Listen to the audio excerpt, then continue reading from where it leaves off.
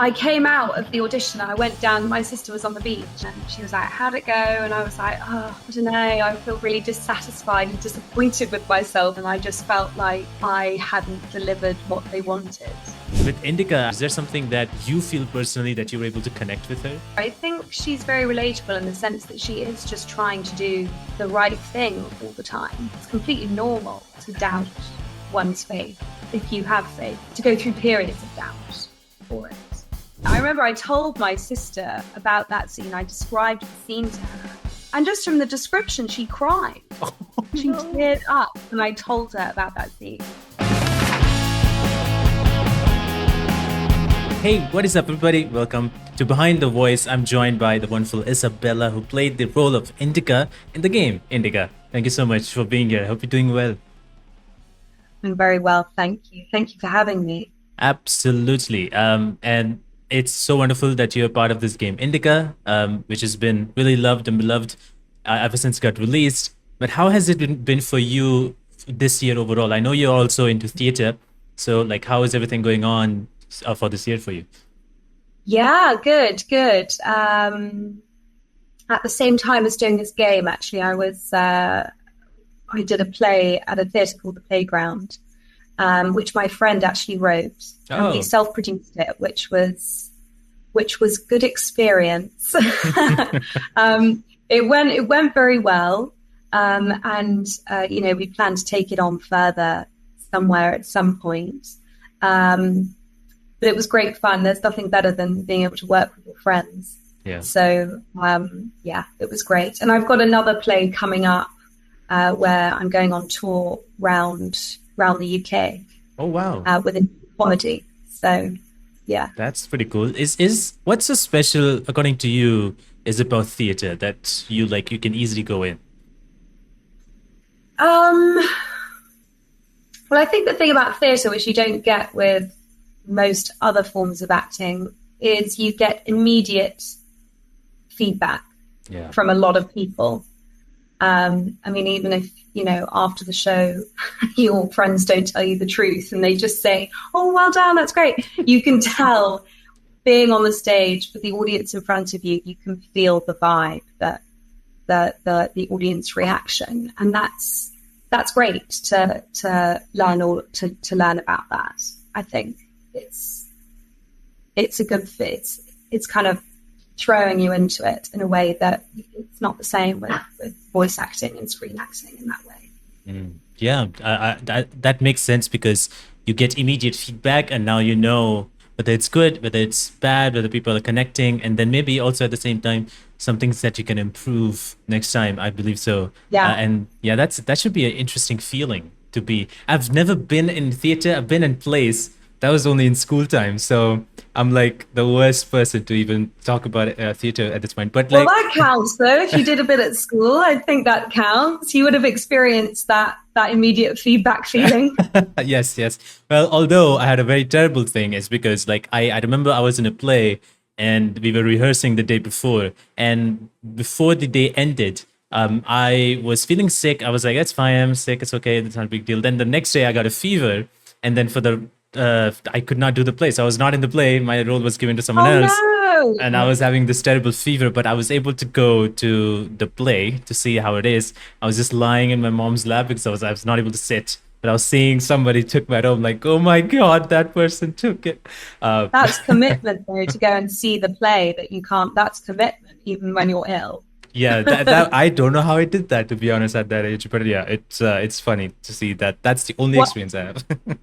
One of my earliest memories that I have from when I must have been about 3 or 4 was when I was at nursery school and we were doing the play Jack and the Beanstalk. Okay. And I had to play the golden egg. Oh, wow. And my costume consisted of, those hula hoops that people like. So they basically attached material to a hula hoop to make myself into the shape of an egg. And I remember suddenly, before I had to go on, feeling really embarrassed to wear this costume. And I remember looking at my teacher and saying, I don't want to do it. Don't make me go on. And she was like, no, you have to. And she just put this egg costume on top of me. Oh, wow. And, I blanked out the rest. I don't know what happened after that. I must have gone on, but I can't remember performing. I just remember how scared I was before I went on. Oh my God, that must be a insane feeling. I've been in that moment as well. But it's crazy. So how long has it been since you started really, or when was it that you started really feeling like, okay, acting might be something I should do? Yeah, you know what? I can't really pin it down to a moment, but I remember feeling for a long time that I really wanted to be a part of making films, actually. That's what I loved films.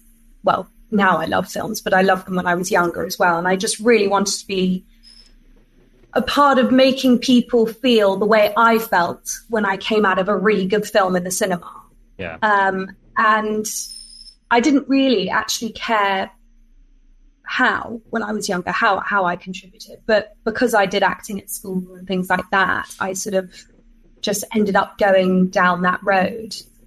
Although recently I've realized that I would actually like to be more involved with the sort of creation of the story part as well. So I've actually started writing. I'm doing a screenwriting course at National Film and Television School at the moment. So wow, that's wonderful. Yeah, was that like you mentioned, like you were more into films in general, and for some reason, I'm sorry if this is probably not the best example, but the only thing that I always remember when somebody is like, I love films, and I'm also an actor, but I love films, is Tom Cruise, where he's always talking about, I love films, I want to make movies. I'm gonna show it to everybody, and that's how the feeling I get. Was there something at that point? Did you pin out like, okay, in making movies, I want to do this, directing, producing, writing? Was there something, or you just wanted to just get in and see what you can do? I just wanted to be part of creating a film, a good film. Yeah, I mean, as I say, I didn't really, when I was younger, I didn't really know in what way that would take shape. And it's become acting and hopefully now writing as well. I mean, I tried my hand at directing actually at university. I directed a musical once. Oh, wow. Co-directed it. But that was on stage actually. And I really enjoyed doing that. So I don't know, maybe I'd do that again later, but that's definitely not within the remit at the moment. No, that maybe later.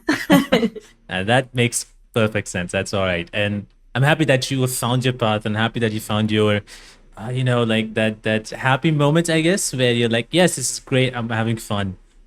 Where at the time when you were like, okay, let's make myself involved in the creation of movies.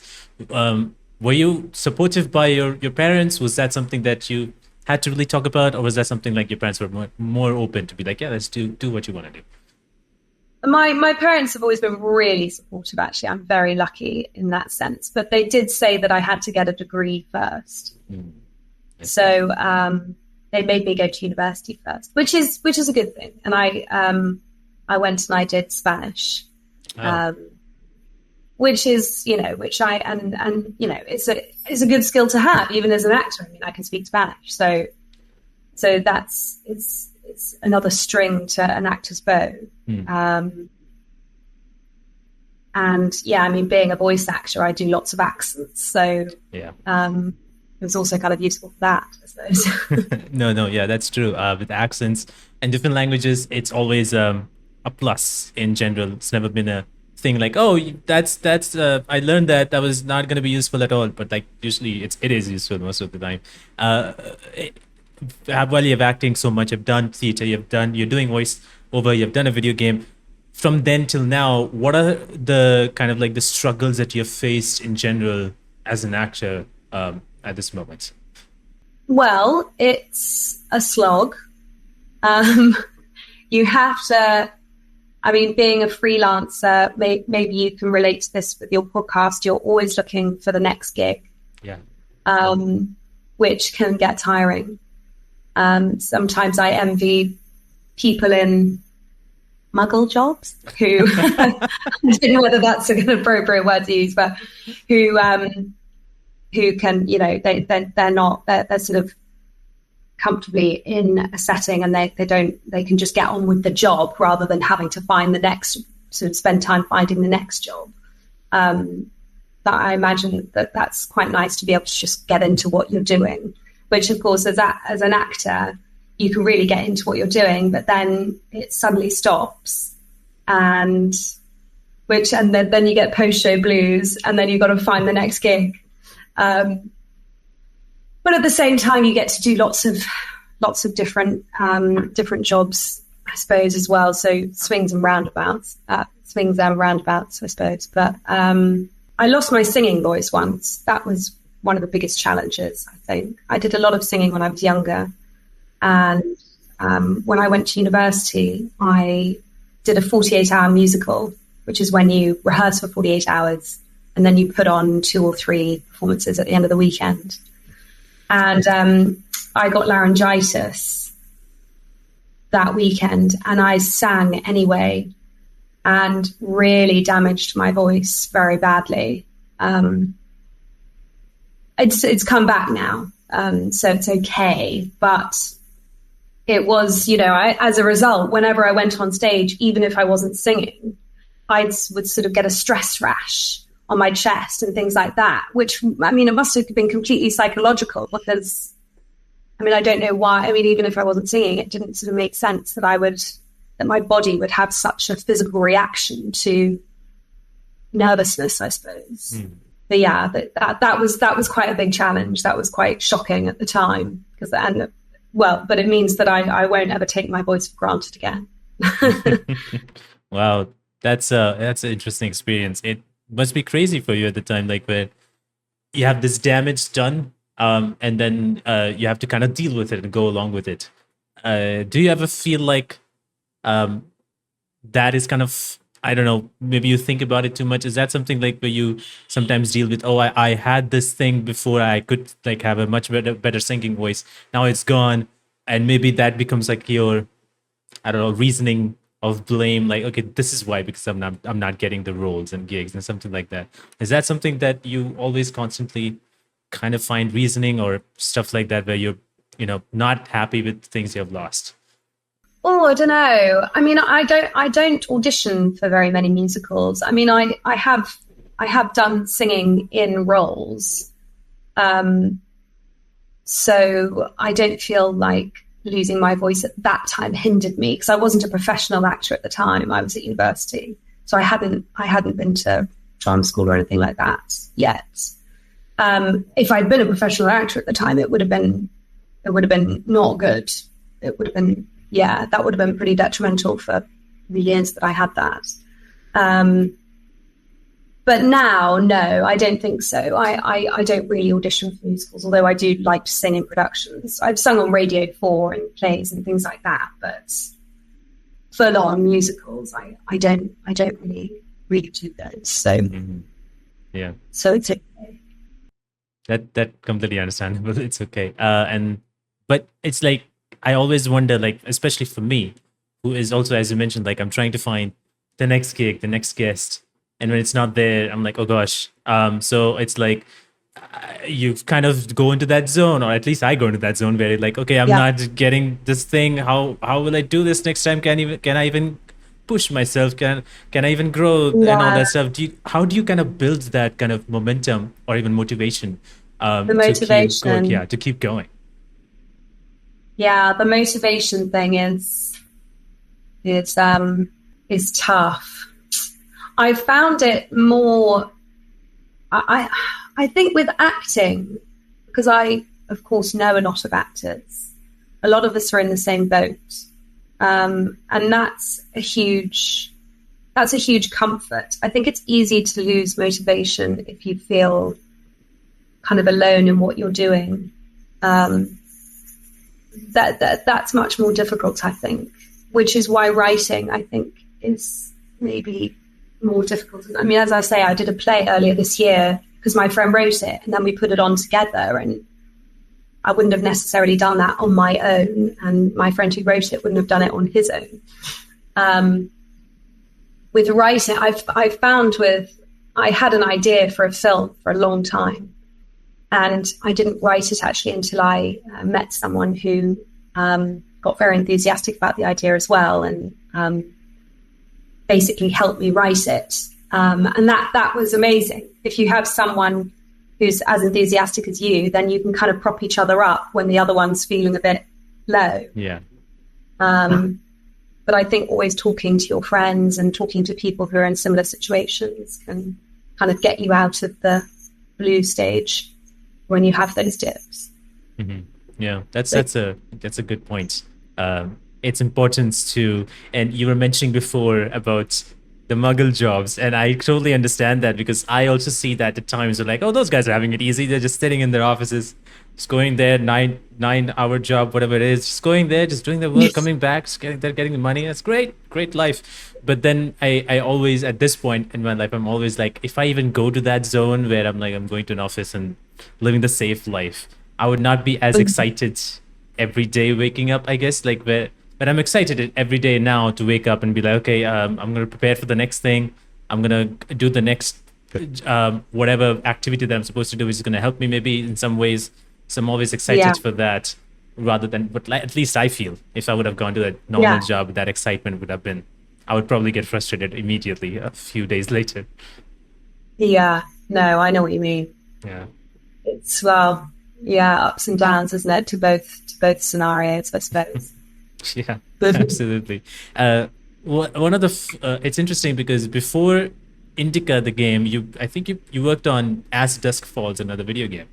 And you've done, I'm assuming you've also done audiobooks as well. So from there to now doing As Dusk Falls, was that any different recording for this game as compared to audiobooks? Because you're doing voiceover work, you've played different characters there. So was there any difference between those two kind of different acting places, I guess? A difference between video games and other voiceover work, or Indika and... No, okay. It's voiceover work and As Dusk Falls, the video game.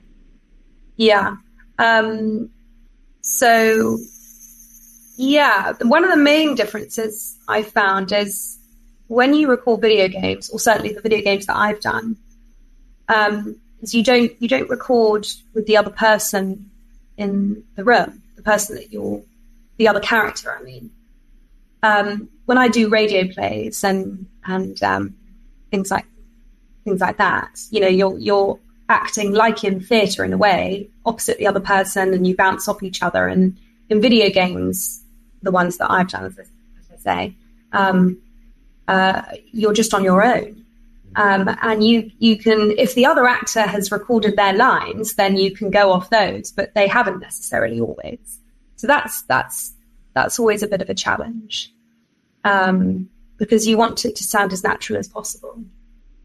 But if you can't hear the other person, then it's more difficult kind of getting to that place of feeling comfortable with it sounding as natural as you want it to be. The difference between this and As Dusk Falls, I mean, with Indika, it was my first time playing a main role in a video game. Yeah. Which was so exciting. As Dusk Falls was great fun as well, partly because I played several characters. Yeah. And it's always quite fun doing that. And then, you sort of get in the booth and then they say, oh yeah, so you're playing this role. Oh, and can you just do this line here and this line here for these other scenes? And you're like, yeah, okay, sure. And you just go for it in the room, which is always fun. Whereas if you're the main character, then there's more pressure to kind of, you want to be. Yeah. Yeah, absolutely. It's very cool that from there you got to play, become a lead role in this game, Indika, which I really love. Yeah. I love it. I love that game. It's very quirky. It has some funny moments. It's dark. It has some kind of value-added questions about choices and stuff like that, which is very interesting. What was it like for you to work on this game, being the lead? It was great. As I said, it was my first time playing a main role. And it was interesting getting to grips with her. She's sort of unusual, but at the same time, I think she's very relatable. So making sure that sort of came through, that I was sort of supporting that aspect of her character. I wanted to get that right. So, I think she's just trying to do the right thing, but she's only human, so of course we all make mistakes. But I love her. She's a great character. Yeah, she's a really, really, really cool character. I love what you did with her character. Like the voice delivery is very cool, and I was immediately able to go behind that character and wanted to know more of the story in that game, which has been really cool. Do you remember? I don't know if I believe you did audition for this role. So what was that process like? What did you have to do for an audition for this game? So I was actually on holiday with my sister at the time. So I had to do I think it was a Zoom audition from my hotel room. And I just had to read through several scenes, and I think the English director maybe read the other part. I can't remember now because it was just under a year ago, I think, that I auditioned for it. I actually thought that it went really badly.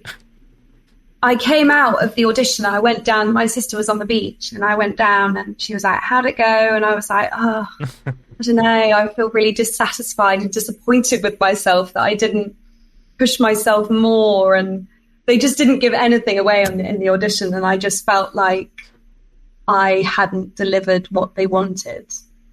So I was really pleasantly surprised when I got the email saying I had the role, because I didn't feel good about it after the audition. What was it like for that audition? Like, where you didn't feel like, do you remember like, oh, maybe I could have done this thing differently? Like, what kind of made you think that, okay, audition didn't go that well, I guess?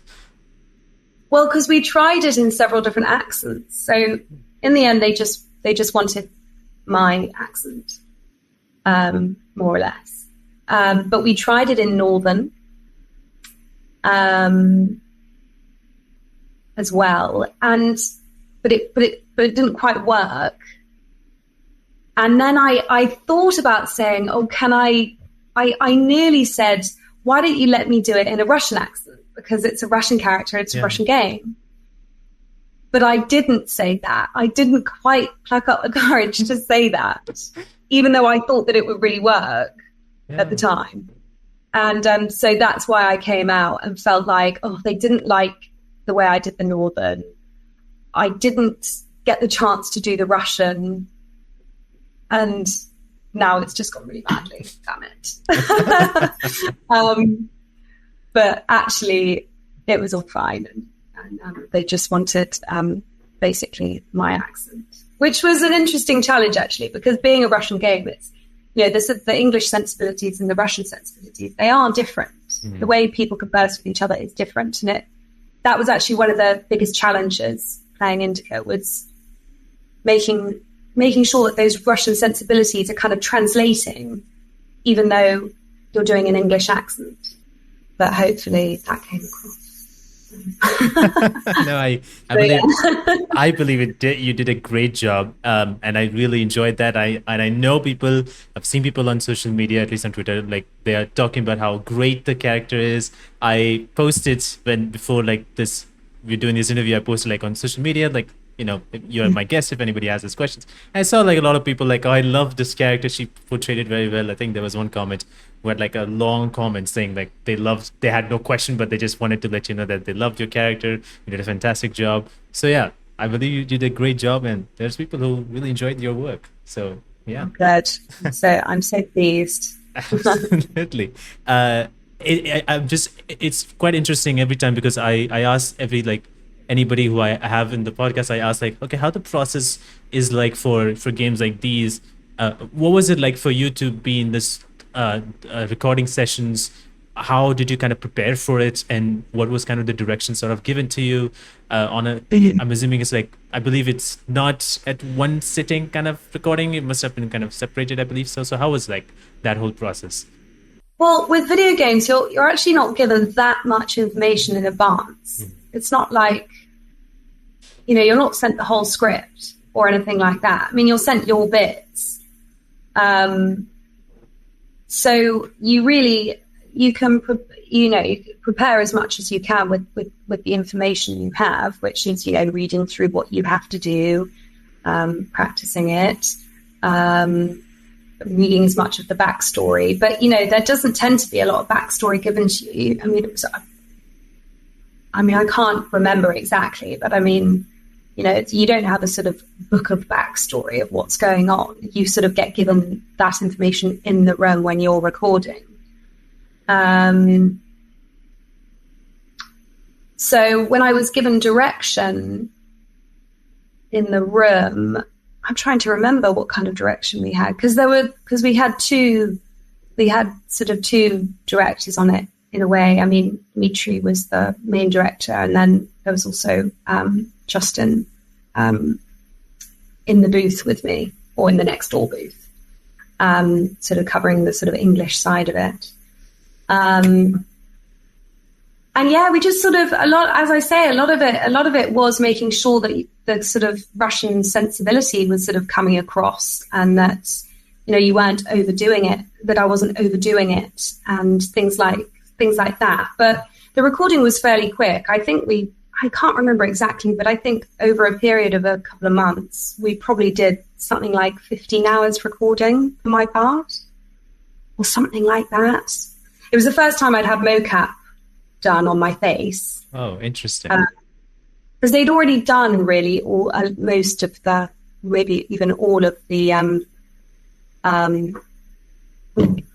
performance capture, I guess. The performance capture and the animation and things. Yeah. But of course, they had to capture my face for syncing up her mouth with for the English language. And that was weird, having that thing on my face. And then I could see in the booth next to me were the technicians and the director. And I could see that they were looking at this enormous screen just with my face on it, with black eyeliner round my lips to make my lips stand out for the camera to pick up the movement of my mouth. My hair's like, you can't see any of my hair. Your hair's like scraped back, so there's nothing in your face. Yeah. And that was, I sort of had to try and kind of not look at it. It's a bit distracting having my huge face kind of in everybody else's face. But yeah, no, it was good fun. It was good fun. Yeah. And it was an honor really to be chosen to play a part like that, because it is so kind of deep and what's the word? Can't think of the word. Thoughtful, I suppose. Yeah. No, I mean, you mentioning that you have like to wear this headgear thing around. I think there was a camera, I'm assuming, which is also like in front of your face. I guess so. Yeah. Yeah, so, and you're seeing yourself like, okay, there's this one face. Must be, I cannot imagine how it must be. It must be also at the same time, you have this big headset, which is also, I'm assuming, adds like a little bit of weight to it at the same time. And it must be feeling awkward. And at the same time, you're seeing that. I'm like, what am I doing here? Like, we have the screen of me, like, it's weird. So, but yeah, it's just, I'm seeing that a lot, like in every video game has this kind of motion capture been done. Performance capture is even better. I've heard from every actor who you get to perform fully, and even though you are not doing performance capture, I'm assuming that since you're doing voice, you still are performing in any way. It's just you're not just reading off a script; you're just fully performing as you would. No, absolutely. Yeah. Well, and to get the kind of, I mean, especially with things like effort noises, but you have to, record like dying or jumping off something and things like that. You kind of, I personally, I mean, every actor's different, but I personally have to do a bit of the movement in the room in order to get those little sounds right. Otherwise, you can't really imagine those sounds. You kind of have to do them to get them to sound natural. True. But of course, in moments like that, I sort of had a camera like here coming off my head. And there was the odd moment where I go and hit the hit the microphone with the camera as I go,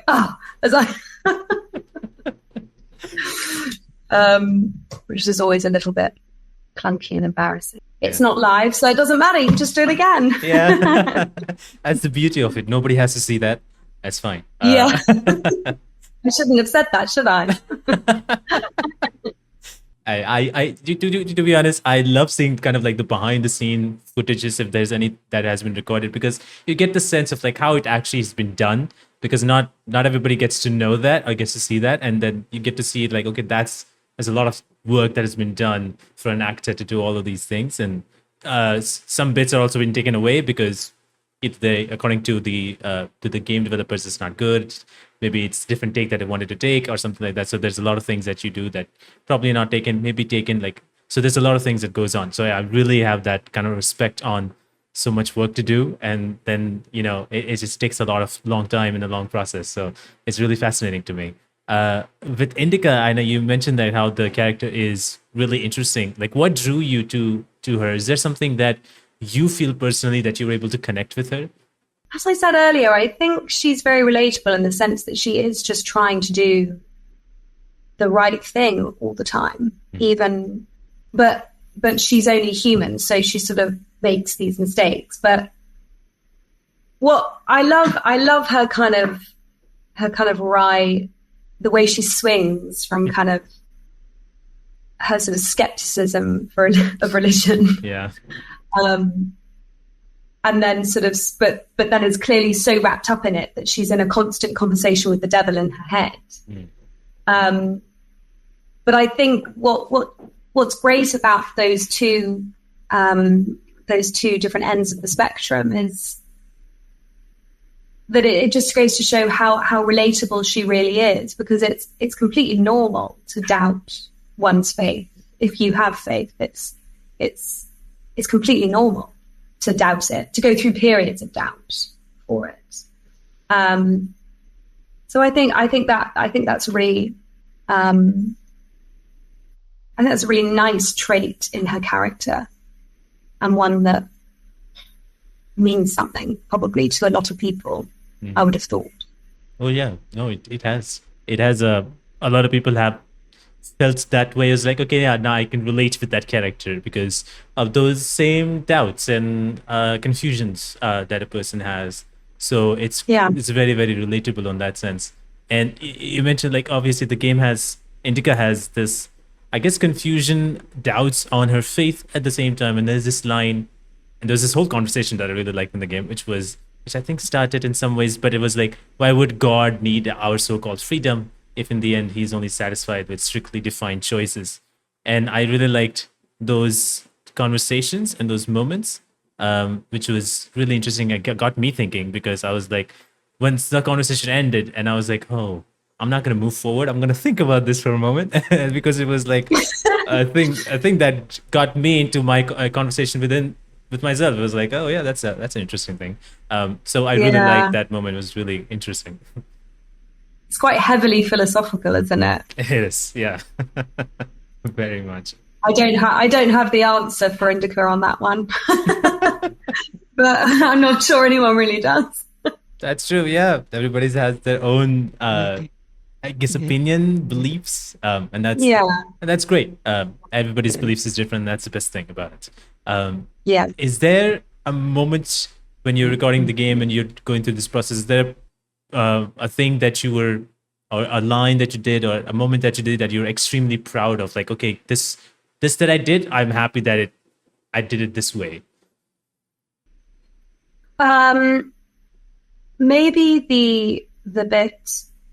I don't know whether, I don't really want to give things away by saying too much, but because I mean, well, maybe anyone that will watch this would have played the game already, but we can add that like a spoiler tag kind of thing. So that's not but the bit where you kind of, well, I won't go too into it, but the bit sort of towards the end where she kind of has this outer body experience while something's going on in prison. You know what I'm talking about?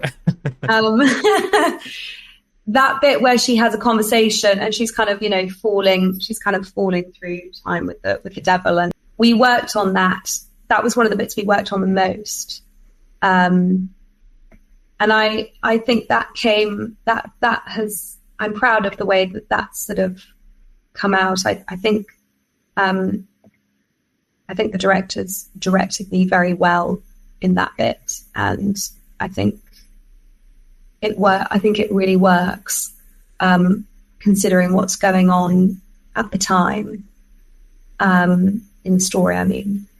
And also, I really like the way they put it into the Fair Unfair trailer. I don't know if you've seen that. There are several parts there. That bit, they sort of use the words. They use that bit of audio for the Fair Unfair trailer, and I think it really works for that as well. So yeah, I'm quite proud of that bit, I suppose. No, I believe that once the game was finished and that scene came through, because I thought like there might be more, so I kept my controller with me all the time. But I was like, I held it down and I was listening to this because that was the most interesting conversation bit I had. I was like, wow, it's so good. And after finishing the game, after finishing it, I was like, I cannot believe I got to see that kind of thing. And I just went to the kitchen. I was like making food. And I was like thinking about that moment and that scene because of the conversation of fair and unfair. And good and evil, and I was like, oh my god, the devil summed it up very well. I was like, that's very cool. So I really love that moment. It just something that really surprised me in some ways. So I really like that scene, and that was a really cool scene. Oh, good. I'm glad. Same here. There's another very cool moment that obviously, as we play the game, as the player plays the game, the Indika meets Ilya. And then there's this relationship that they form towards throughout the game. What do you think of this relationship between Ilya and Indika that has been going through? I like how they're not afraid to challenge each other. Yeah. They're sort of equals in that sense, which is kind of, I feel like, especially the time that it's set, it's sort of unlikely that it's a sort of, well, it's certainly an unlikely relationship at all, full stop. Yeah. But I like the way that they're not afraid to sort of have these conversations and slightly rub each other up the wrong way sometimes. Yeah. Neither of them sort of seem that worried to do that, which is nice to watch, isn't it? It's more interesting. Yeah. And I love the way Ilya isn't a threatening man. I mean, obviously he sort of saves her at the beginning, doesn't he? So you automatically sort of love him already. But I love that he's just really non-threatening. I think that's a really nice thing for any woman to have, but for Indika to have as well in her situation. And I don't want to sort of give any spoilers, but the end bit where they leave the church, Ilya's behavior really disappoints me in that bit. Oh yeah. I find that's really sad, that bit. But yeah, I guess makes a good story, doesn't it? Definitely does. So, yeah, when you really like someone and then they end up disappointed, it's good story. No, yeah, you're right. That holds. I didn't expect much. I was expecting different, because again, the game in Ilya is a different kind of character that you were introduced with. Okay, he has done this before, and that's how you introduced, and so I thought like, okay, we might see more of that maybe some point in time, but it became that sort of a good relationship that a threatening factor then came in Indika's life, or he didn't even want to bring that in. I really like that he had his own beliefs, he has his own faith, and yeah, it's all the story went along with that, and I was also very kind of sad at the same time, a little disappointed, sad, and those feelings. I was like, oh my god, it sucks. And so it's one of those things, and I feel like the whole entire game has these story beats where I remember like you go to Indika's past and what's happening with her and the person she met and what happened with that scene. And I was like, oh, I didn't expect to have that end like that in a brutal way, I guess. I was like, okay, that didn't expect that. Yeah, So yeah. very interesting moments in the game, in the story wise. And you remember these moments. Have you seen the scenes of your scenes or any scenes from the game at this point? I've watched a complete walkthrough, Oh wow. actually. So I've watched it all. I was wondering, you remember it's like all these beats because I Mm, assume that because since you act and you don't have all the scenes, they're not shown all the scenes because it's still been worked upon. So you can only yeah, see the finished version when the game comes out. So whose yeah. walkthrough did you get to watch the full thing? Do you remember?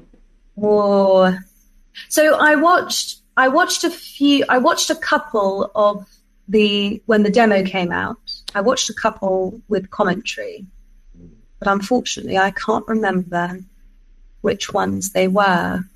I'll have to email you afterwards which ones they were because I can look at my YouTube history.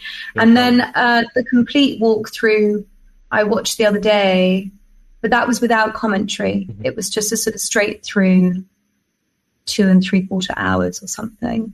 Okay, I see. Again, I can't remember the account. I can email you afterwards if you'd No like. problem. Not an issue. I do that so much where if I don't have a game, I couldn't buy the game. I would go on YouTube. It's a great thing right now. Is I go on YouTube and there's this couple, 3, 4 accounts who post like the full story, watch it like a Mm, movie, and you can watch it like a movie. So it's really fun yeah, to see the whole thing. it's quite interesting how the time can vary. I mean, Yeah. there were some walkthroughs which are like 6 hours, and then there are some that I was like, I think I'll watch the 2 3/4 hour one. I'm not, I'm not sure I want to watch someone continually, get eaten by the dog again and again and again. I want to see her beat the dog and move on. Yeah, no, I totally understand that. Yeah, I would not be able to watch like longer ones because like if this guy has done it in 2 hours and that guy has done it in 6 hours, I think I will watch the 2 hour one because he did it quickly. So I don't think so. I'm gonna miss something if I don't watch it. But you see the whole thing. Do you have a favorite moment after watching the game? Do you have a favorite moment or moment that you're like, oh my god, this I never expected this would be a thing. Never expected this would give me a feeling like this. I love the bit where they are drying their clothes. Yeah. And they fall in the water, and then they go into that sort of, I don't know, like a furnace room, don't they? And he's like, "What are you doing? Take your clothes off." And she's like, "Are you kidding? I can't do that. Yeah. I'm a nun." But then she does, and he's so sweet. The way he puts up the little partition, it's like, Ilya, love you. And then that bit, and then it's just the way you're like, oh my god, is something going to happen here? Is something going to happen? And then of course I don't know how much I should say because I don't want to ruin it, but that bit where how she just completely ruins it with that line that she says eyes on. But it's really moving and funny, that bit. I remember I told my sister about that scene. I described the scene to her, and just from the description, she cried. She teared up when I told her about that scene. Oh wow! And she doesn't really know anything about it, so yeah, I love that scene. It's a good one. That is a good one. I also felt like, what did you do? You just ruined the moment by commenting about it. I'm like, there was a moment that built up, and then she just like, your arm is not good enough. I know, like, but also good it's job. like, maybe it's fair enough. I mean, maybe it's an excuse. Maybe she had second thoughts and was like, nah. Yeah. I'm gonna blame his arm. Yeah, that sounds better. I'm gonna just blame it. It's fine. Yeah. That's true. For me, I think one of the moments that really was like, oh my god, what am I seeing? Is the dog one, where the head got stuck and we're seeing a full conversation going, and that's the only scene that we see. I'm like, yep. Yeah, it's quite gruesome, isn't it? Yeah, I was like, Again and again and again. Like, Oh, yeah. I was like, that's great. Yeah, I totally could see this in this game. It makes complete sense, and I'm seeing this scene now with the conversation that's going on. So I was like, oh, I love those. It's weird to say that I love those moments, but it's like it's weird in a way that I feel like it fits for this game somehow in some ways. Yeah. So I really like that. But you seeing this whole game in YouTube. Have you ever played games yourself? Yes, I have. I used to play when I was younger. I don't really play anymore. But I used to, I used to love Tomb Raider. Oh, wow. I mean, it's a dream to be Lara Croft one day. I would love to be Lara Croft. I used to play, Tomb Raider a lot, and I used to play Ratchet and Clank. Oh. And I used to play SSX Tricky. Oh, wow. The Sims, Driver. Used to play Driver on the computer. I have one of those, those like joystick things. And we had a Nintendo as well when I was very young. So I used to play Mario Kart and Super Mario, things like that. So I used to game. Damn. But not so much anymore. Would you like to go back to play some games? Is that something that maybe I'll try, or is that it's too much to do right now that you will just never get the time? That's the thing. It's just that's one of the things about being an actor. You can never really switch off, in the sense that you can always be doing something towards bettering your craft or your career, or So immersing yourself in a video game on a regular basis, while you could do it as a kind of, obviously it's a leisure activity as well, but I could be reading a script, or I could be watching a film and learning for my writing course and all that sort of thing. It's just, I don't think it would playing games would take priority. And the problem is that when I start playing a game, I'd sort of go through stages. So I'd sort of do it every day for 3 weeks. And then I'd wouldn't play for a year. And then I'd do another 3 weeks where I'd play the new Tomb Raider in 3 weeks, sort of thing. So, and I can't afford to schedule my time like that now. Definitely not. So I'd have to be careful, because I'd get too obsessed with it. And then I'd wonder when my career started going downhill. No, I totally understand that so much. It is so much relatable, where I have games to play, and it might be even though I am talking to actors from games and I love playing games, I would have even Indika is a small game. I finished it in a week, because I didn't finish it in one sitting. I just finished it in 1 week. Then I realized it was a short game, and so it was four-ish hours, I guess. So I was like, my God, that was only 4 hours, and I took a week. So it's I'm also one of those people who I need to work on this stuff. I'm going to play the game tomorrow. And that goes on tomorrow and tomorrow and tomorrow. And then sometimes it's 30 minutes, 15 minutes, and that's how I go to play. So I totally understand your feeling on that side. But you spoke about Lara Croft, and I know there's this Tomb Raider reboot happening, in terms of reboot, a new series of Tomb Raider going on, which is also in the works. So, you never know. Maybe you can try your luck over there to be Lara Croft finally. I mean, that is a lifelong goal, to play Lara Croft. Oh yeah, she's such a cool character, isn't she? She's iconic. She is iconic. Yeah, I love that character. So we have some questions from the fans. If you would like to answer, one of the ones was not. It was really interesting when I got to see that comment. It's from Tracy Wiles. You know her, I'm assuming. I want to know that story, that relationship with Tracy, and what it is, because she said but then any particular inspiring teachers at your drama school, which is interesting photo as well. So what was this relationship like with Tracy? Yeah, so Tracy taught me audio at drama school. She was my teacher. Wow. And she also trained me for something called the Carlton Hobbs, which is it's an award that the BBC Radio give out every year to graduating students. And each drama school picks a team of 4 of their students, and then you're trained by your school for the audition, and then you go along and I think probably there must be about 80 people audition and 4 or 5 of you are picked to win. And the prize is a 5-month contract on the BBC Radio Rep Company, which is how I kind of got into voice work and radio work and things like that. And she was a fantastic teacher. That's probably the main thing I got. The best thing I got out of my drama school training was my Carlton Hobbs radio training. Wow.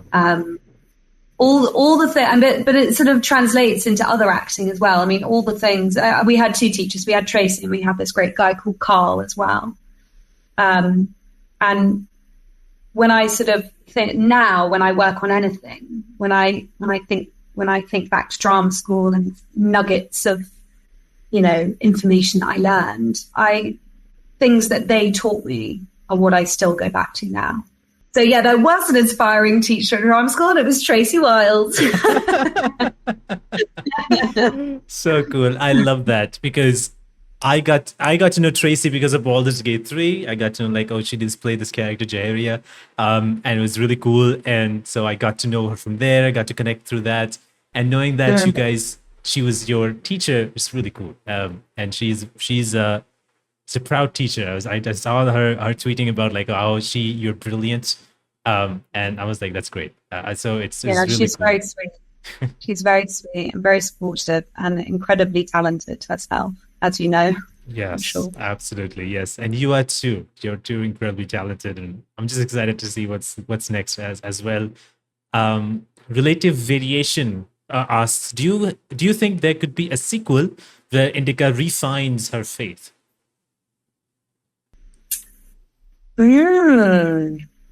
Interesting that person has interpreted that she's definitely lost her faith. Yeah.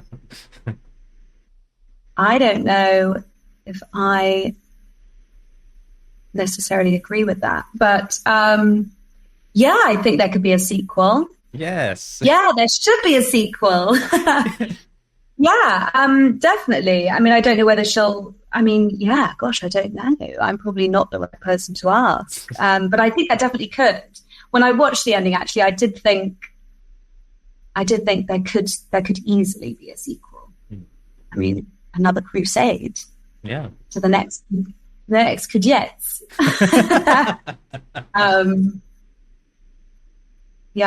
Well, and we'll get to find out if Ilya's arm grows back.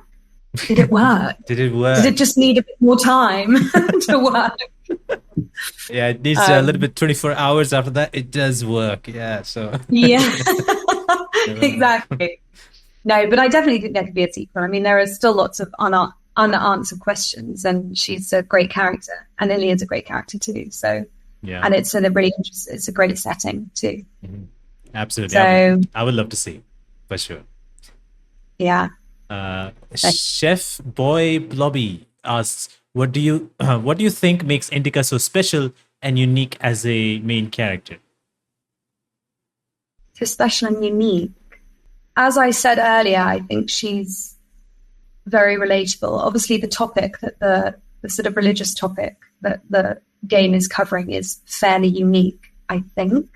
I think what's unique about Indika is that she's in this sort of faraway world that none of us lived back then. We don't know what it was like, and I doubt that there are many nuns playing this game. So, so she's also, we don't really know what it's like to be a nun either, and yet she's incredibly relatable just as a human being.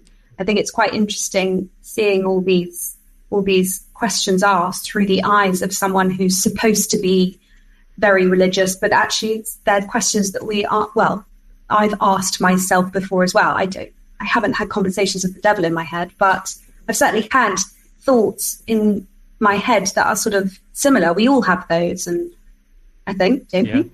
Absolutely. So I think she's probably quite unique in that sense. Then again, I suppose the best games are characters that we can relate to, aren't they? That do have many characters that you can relate to. But maybe coming through the eyes of a seeming the seemingly quite extreme mindset in the first place is quite unique, I think. Yeah, probably. definitely. Yeah, Yeah. I totally understand. As you said, like even though we haven't, like we don't have the experience of a nun, and there's no nuns, I'm assuming, that who have played this game, we still are able to relate with her because of those devils in our heads, constantly saying something. Yeah. So that's easily relatable, and that's why I feel like I can relate to her so strongly, and that's why I feel like after the end of the game, I was thinking about it at the same time. So yeah, totally Yeah. understandable. Yeah, well, Silent Strategy asks, how much of the game was finished when you're voicing her lines? If not, how did you approach the material? so a lot of it, pretty much all the bits that all the recording, pretty much all the recording I had to do, they were able to show me the scene play out beforehand, either with the Russian voiceover or just silently, which is incredibly helpful because it really gives you a much better sense of where you are and what your character is going through, which can be quite difficult when you don't have that, and you also don't have the other person, to act with as well, the other character to act with. So most of it was actually finished. I don't know when they recorded the Russian. I don't know when they recorded the Russian version of it, but presumably that's why so much of it was finished by the time the English translation came along. Yeah. Does that answer the question? It Not totally really. does. Don't worry, it does. Not an issue. Yeah, that's great to know, really, because some of the times it's the fact that okay, you don't have anything.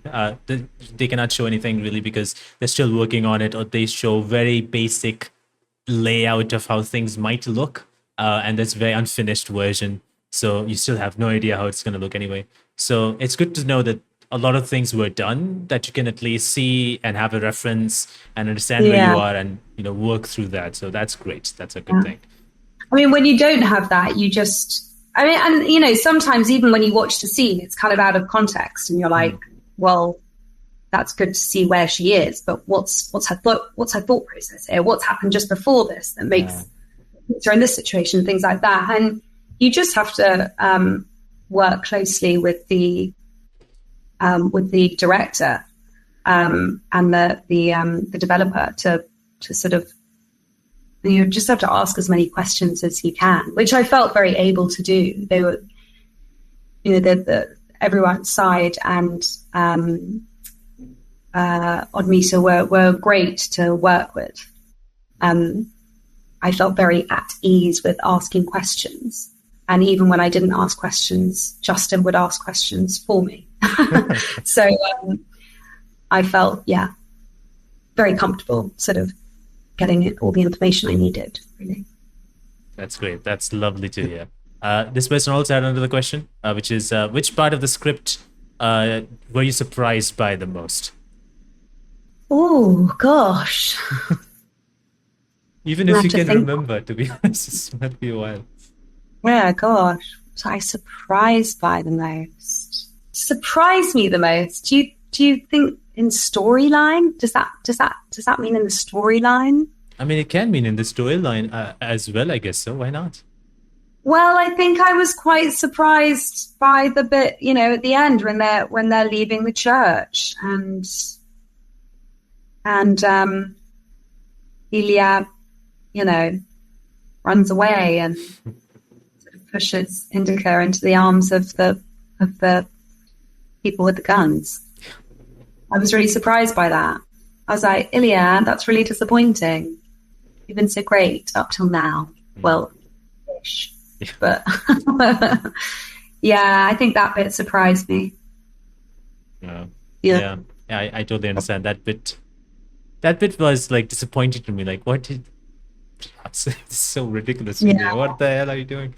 But yeah, I understand. Actually, another bit that really surprised me actually was the bit where they go up onto the roof of the fish factory, and Oh, Ilya decides to show her his toys. yeah.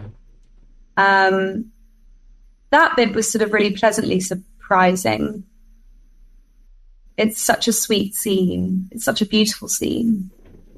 And having to learn that song was quite surprising too. Because that is, I think that is a Russian lullaby.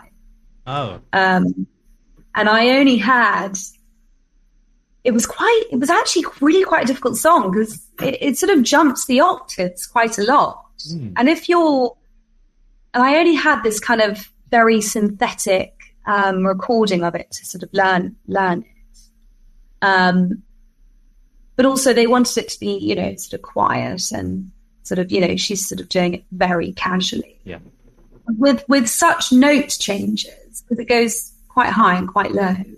If you're in a big theatre and you can boom out those octave changes, then it's actually easier in that sense than it is to sort of try and make those massive jumps but really quiet. So that was a challenge I found actually in the recording. That's interesting. Yeah. I like the song. I was like, oh, this, because I never expected that she's gonna sing. So I was like, okay, this is a cool little lullaby that she's singing. It's quite sweet, isn't it? Yeah. It's a very sweet moment that she did that. Ruby asks, what was your favorite aspect of Indika and Ilya's relationship? The fact that there isn't sort of too much of a power play going on between them. I really like the fact that they're equals and therefore they can have those interesting conversations. Yeah. And they're kind of on equal they're on an equal playing field in regards to challenging each other in those conversations. Neither one is scared to rub the other up the wrong way, which I think makes for more interesting conversation. Yeah. I like that. It's sometimes it's like, when you have conversations, some people might be turned off by comments and they're like probably not going to be more inclined on exploring that conversation, I guess you can say. Yeah.